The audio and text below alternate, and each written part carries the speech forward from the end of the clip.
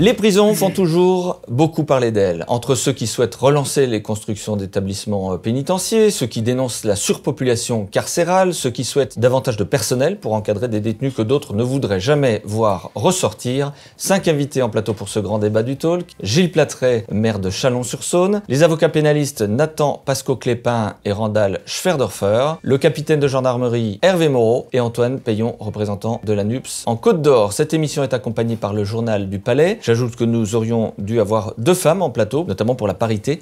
L'invitation a été déclinée par l'administration pénitentiaire et donc nous n'aurons malheureusement pas de directrice de prison comme prévu. Est-ce un sujet tabou au niveau de l'État ou du ministère de la Justice? On va en débattre également sur ce plateau. Avant de saluer nos invités, quelques chiffres. Un peu plus de 60 000 détenus en France, 200 établissements tout confondus, dont un petit peu moins de 10 pour les mineurs. Bienvenue à tous les 5 sur ce plateau. Vous avez tous vu les images de Fresnes cet été, la piscine, le car. Qu'est-ce que cela vous inspire? Antoine Payon. Je trouve sordide, pour dire les choses très clairement. C'est des sujets tellement graves, tellement importants. Les aborder par ces angles-là sont une déchéance pour le débat public. Gilles Platret. L'extrême gauche que vous représentez ici est toujours en désaccord quand ça va dans le sens contraire de ses intérêts. Ben si, vous l'êtes, hélas, mais c'est comme ça. Il faut juste arriver à s'assumer. Pourquoi est-ce que ces images ont été choquantes? J'ai surtout vu des victimes qui regardaient et qui devaient penser quoi? Des détenus qui s'amusaient. Il y a derrière un agresseur, derrière un détenu, une ou plusieurs victimes. Et ces scènes-là, telles qu'elles ont été organisées avec l'accord du ministère de la Justice, ont été choquantes pour les personnes qui sont victimes de ces détenus. Donc je pense qu'il faut un peu de décence, et là on en a singulièrement manqué. Nathan Pasco-Clépin, Randall Schwerdorfer, vous êtes tous les deux avocats pénalistes. L'univers carcéral est un milieu que vous connaissez bien. Quel regard, du coup, vous qui êtes amené à travailler à l'intérieur des prisons? Ça a été trop ostentatoire. C'était trop festif, et quand ludique remplace en fait le travail, on n'est plus dans du travail. Randall Schwerdorfer. Le but d'une incarcération, bien sûr que c'est une punition. Bien sûr que derrière cette punition, il faut une compréhension du passage à l'acte pour éviter la récidive et la réitération. C'est ça, l'incarcération. C'est l'ultime mesure qui doit être prononcée. Mais derrière tout ça, tout le travail qui doit être fait en maison d'arrêt, qui n'est absolument pas fait en France aujourd'hui, c'est le travail d'insertion, et ça passe par le sport. Parce que je suis désolé, on a un problème endémique de trafic de stupéfiants dans les maisons d'arrêt. Peut-être qu'on laisse faire aussi pour éviter une explosion des maisons d'arrêt. Une discipline, ça me paraît fondamental. Vous savez, vous allez dans des maisons d'arrêt, à 10h, les détenus sont pas levés. Ils ont rien à faire. Ils sont complètement désœuvrés.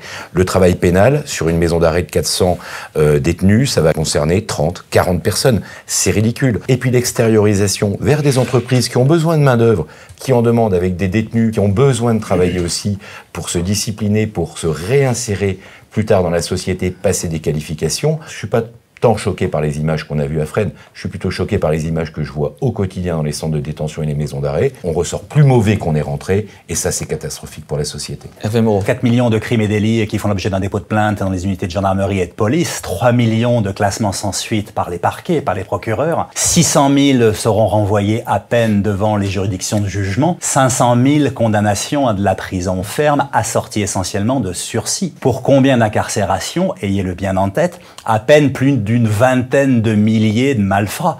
Ça veut dire concrètement que 1 sur 30 sera incarcéré, non exécution des peines. Ceux qui sont en centre de détention, en maison d'arrêt, ont commis les actes les plus graves. Crimes bien sûr, mais aussi violences volontaires aggravées, avec des ITT souvent à 20 ou 30 jours, agression, braquage.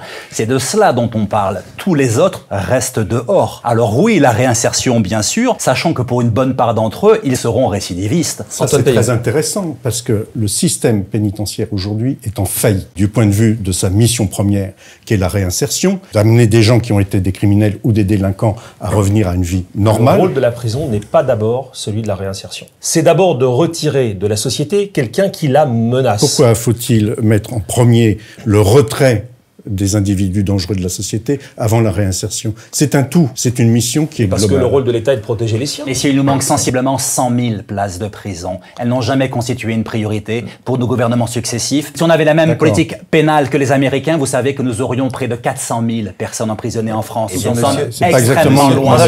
Si vous permettez, vous avez raison. Je pense qu'aujourd'hui, une décentralisation, une gestion au plus près, locale, au cas par cas, par les collectivités, et deuxièmement, en intégrant le privé dans l'optimisation du fonctionnement des maisons d'arrêt et des détenus permettrait aussi d'assumer quelque chose qui est fondamental, le financement. C'est absolument exact, à ceci près que l'administration pénitentiaire relève d'une des missions régaliennes de l'État, ne l'oublions jamais. Là, on va vers la délégation de service public. La délégation de service public, elle peut s'entrevoir. Pourquoi la décentralisation me pose un problème? C'est que, précisément, et vous l'avez très bien dit, mon capitaine, on est dans le cadre d'une mission régalienne qui doit donc être appliquée uniformément sur tout le territoire. Je ne voudrais pas qu'au nom d'enjeux politiques, on ait des politiques pénales ou pénitentiaires qui soient différenciées selon les territoires. La loi, pour le coup, surtout quand elle punit, doit être la même pour... Pardonnez-moi, ce qui est régalien, c'est la justice, c'est punir. Ou pas punir, ou acquitter, relaxer. Ça, c'est régalien.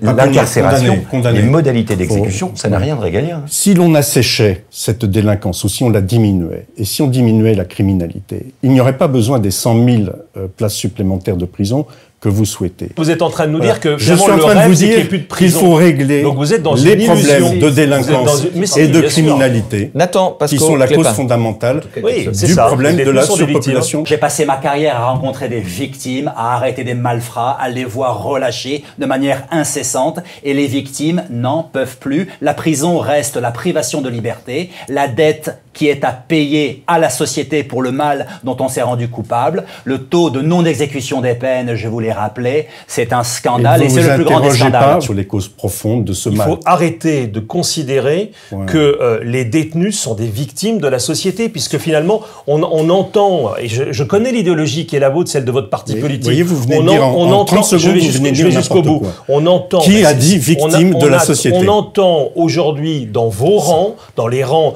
de la NUPES, le fait que précisément c'est la société qui générerait ceux qui l'agressent. Au bout d'un moment, il faut qu'on arrête. C'est pas audible. Non, c'est non seulement pas audible, mais c'est faux par rapport à la société. Je voudrais vous entendre sur les conditions de détention et notamment sur la problématique de surpopulation. Nathan Pasco-Clépin et Randall Schwerdorfer sur cet univers à l'intérieur des prisons. Qu'est-ce que vous constatez? Le problème de la surpopulation carcérale, quand vous êtes à 3 dans la même cellule et que vos 2 codétenus malheureusement n'ont pas les mêmes idées que vous, pour employer un euphémisme, c'est un enfer. Alors que les conditions de détention objectives étaient correctes. Quels que soient les centres de détention. À partir du moment où vous avez 4 détenus par chambre de 10 mètres carrés au lieu d'en avoir 1, puisque c'est la loi, un détenu par incarcération, eh bien forcément ça va dysfonctionner. Un toilette pour 4, c'est-à-dire qu'à un moment, vous avez un nombre de places, vous n'allez pas pousser les murs, vous dites, moi les peines en dessous de 6 mois, je ne les mets pas à exécution.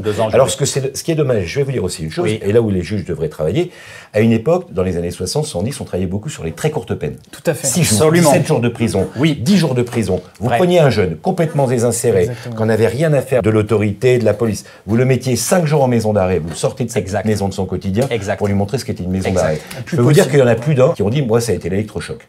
C'est ce qu'on appelait d'ailleurs les peines électrochoc, parce qu'effectivement, chez des jeunes, ça peut tout à fait fonctionner. Et la position ces dernières années était diamétralement opposée à celle-là, et c'était une grande erreur. C'est la société du coton pour la justice des mineurs, où on va passer par 20 peines avant de mettre un mineur pendant 2 ans après. Multirécidiviste. Antoine Payan sur le sujet, partagez? Oui, non, pour, contre? L'expérience qui est rapportée est très intéressante. En revanche, construire 100 000 places de prison supplémentaires sans s'interroger sur les causes qui font qu'on va être obligé de le faire, ça m'interpelle. Petit tour de table, s'il vous plaît, très rapide, sur la notion de droit civique. Vous savez que les détenus ont le droit de vote aujourd'hui. Ils l'utilisent finalement très peu, puisque dans les chiffres, c'est environ 5% des détenus qui votent. Mais sur le principe, pour ou contre? Hervé Moreau. Ils ont fait du mal à la société, mais je considère qu'on doit leur laisser leurs droits civiques.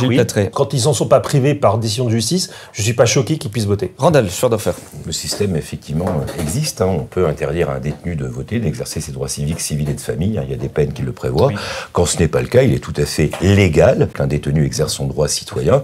Et je considère, moi, mais là on est dans la morale, il est plutôt sain qu'un détenu participe à la vie citoyenne, parce que ça permet de penser que dans sa vie future, il a une logique de réinsertion dans la société. Nathan Pasco-Clépin. Pareillement, légalement, c'est possible. On peut même l'interdire dans des cas spécifiques en raison des circonstances de l'infraction.